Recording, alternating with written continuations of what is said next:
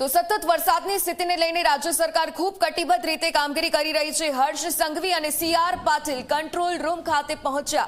નવસારી આ સાથે disaster control રૂમમાં સ્થિતિની સમીક્ષા કરવામાં આવી। જિલ્લા કલેક્ટરની ટીમે પૂરની સ્થિતિનો ચિતાર પણ આપ્યો છે। ધારાસભ્ય રાકેશ દેસાઈ પણ કંટ્રોલ રૂમ ખાતે પહોંચ્યા।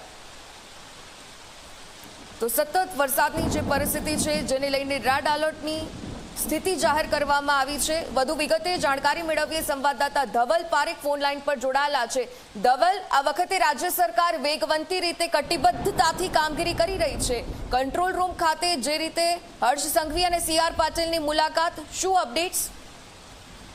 જી, જે નવસારીમાં જે રીતે 3 દિવસથી જે પૂરની સ્થિતિ હતી અને જે નવસારી જે છે એ જળમગ્ન હતું, એ સ્થિતિ બાદ જે પાણી ઓસર્યા છે ત્યારે યુદ્ધના ધોરણે સફાઈથી લઈને તમામ કામગીરી શરૂ થઈ છે।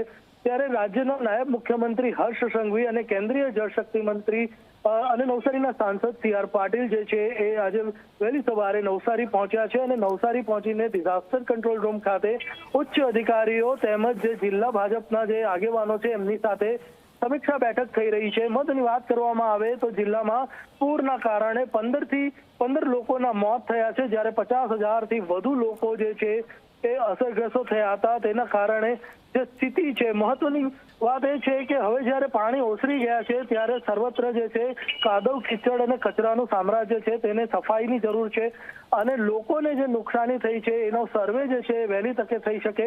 તો આ તમામ બાબતો ઉપર હાલમાં તો જે છે નાયબ મુખ્યમંત્રી અધિકારીઓ સાથે બેઠક કરીને સ્થિતિનો તાગ મેળવી રહ્યા છે અને અગાડીની જે રણનીતિ છે કે અગાડીની જે કામગીરી છે એના ઉપર માર્ગદર્શન કરી રહ્યા છે। જી બિલકુલથી આભાર વિગતો સાથે જોડાવા બદલ।